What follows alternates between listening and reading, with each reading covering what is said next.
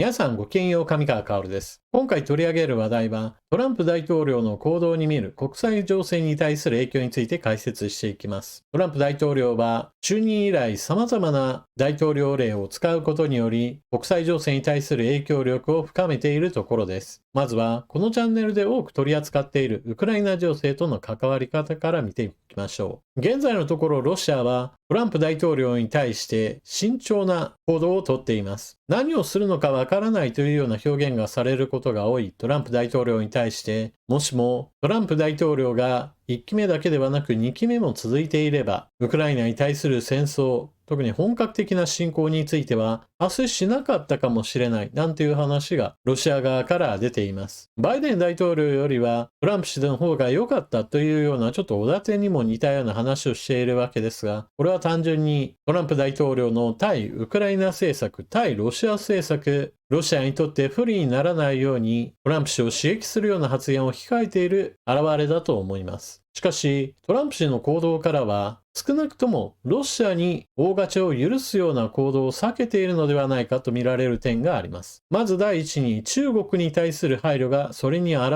れていると指摘されています。トランプ政権の一つの特徴として、主だった人物として対中強硬派が多いといったことが挙げられています。だからこそ中国に対しても大統領に就任したらすぐに強硬策に打って出るだろうと見る動きもありました。例えば大統領選挙においては中国に対しては 60% の関税を追加するという発言を行っていました。しかし現在では関税政策については実施していません。また、実施する場合においても 60% から大きく引き下げた 10% 程度に収まるのではないかとも呼ばれています。この 10% というのは中国以外の国々に対してもかけられる標準的な関税政策だと言われていますから、日本も 10%、中国も 10% みたいな感じで中国に対する強硬策では全くありません。ではなぜそのように中国に対する強硬策を引っ込めているかといえば、対ロシア政策に中国を引っ張り込みたいからだと言われています。つい最近もトランプ大統領は中国の習近平国家主席と電話会談を行い、ウクライナ戦争に対して中国はもっと関与を深めるべきだという話をしたそうです。このタイミングで中国に 60% の関税を課すと、アメリカ、中国との間における貿易戦争が激しくなり、とてもではないが、対ロシア政策に中国を引っ張り込むことはできません。そのため今は中国をなるべく刺激しないようにしたのではないかと言われているわけです。また、もう一つポイントとしては、バイデン政権の行ったウクライナに対する軍事支援、これを現在のところトランプ政権では止めていないという話が出ています。これはウクライナのゼレンスキー大統領の発言から出てくる話なのですが、現在のところバイデン政権の時に決まった兵器や弾薬類の受け渡しについてはストップがかけられておらず、予定通り進行中だということです。ただし、トランプ政権、海外に対する援助支援については、一旦すべて見直しのために凍結するという話をしています。アメリカは様々な国に人道支援を中心とした援助も行っているのですが、そちらの方について一旦見直しをするというのです。この影響を受けてウクライナでは軍事支援は止まっていないんだけれども、人道支援について一旦見直し凍結といったこともあり、戦争のために国を追われた難民申請などについてもストップされているそうです。トランプ大統領がウクライナに侵略しているロシアをどう取り扱うかについては、やはりプーチン大統領との会談によって何か決定的な動きがないと今は動けないのかもしれません。ただし、トランプ大統領にとって不愉快な結果で終わった場合においては、これまでとは全く違った政策を打つだろうと言われています。イギリスの新聞テレグラフによると、トランプ政権の対ロシア政策の検討リストの中に、ロシアの凍結資産を凍結から没収へと格上げする政策について検討されていると言われています。凍結資産を没収して一体何をするかといえば、それはウクライナ支援のための資金として全部使い込んでやろうというわけです。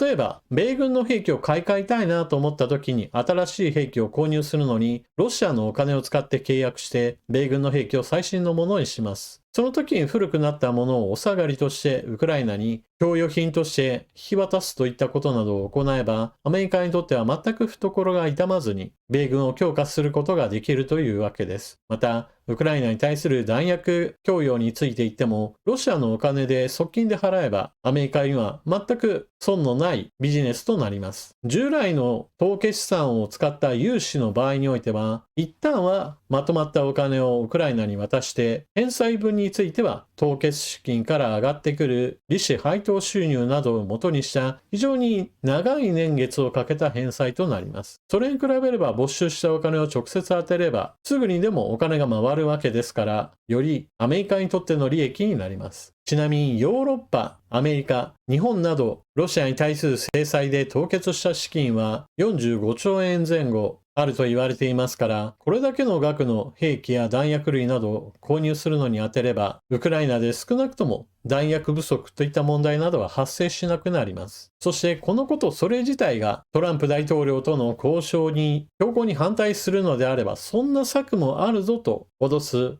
外交カードになるわけです。交渉する上で軍事力が必要ですよという話はよく聞くわけですが、同時に軍事力につながる政策といったものも同じく外交カードになるわけです。一方、対ロシア、対中国の睨みとして言われていたグリーンランドを買収したいというトランプ氏の発言については、そのやり方が非常に危険であるともヨーロッパ側では捉えています。つい最近デンマーク側との交渉を行って、デンマーク側は中国やロシアに対する牽制をしたいのであれば、デンマークに置いている現在の米軍の基地を小規模なものから大規模なものへと拡張するようなことを受け入れても良いといった提案や、採掘資源がしたいのであれば、採掘資源についてより協力するような交渉を行うかといったような提案などもなされたようです。しかし、トランプ氏からはそうした協力関係の強化ではなく、グリーンランドそのものの買収を何とか実現したいのであり、それを受け入れられないというのであれば、デンマークに対する制裁を非常に強化したものを当てるという話をされたようです。対中国や対ロシアを睨んだ動きであれば、何もそこまでしなくても良いのにという意味で、デンマーク側は非常に衝撃を受けたそうです。ちなみに、グリーンランドの人たちなのですが、デンマークによる支配を受け、現在のところは自治政府を作ってはいるものの、何もアメリカ人になりたいと言っているわけではありません。できれば経済的に自立して、グリーンランドはグリーンランド人になりたいのだといったような話をしているのであり、トランプ氏からアメリカ人になれと言われるのはちょっと筋違いだという話が出ています。現在の外交を見ると、少なくともデンマークはグリーンランドを守り、中国やロシアの資源開発を強力に跳ねのけるような政策や軍事費の大幅な増額といったもの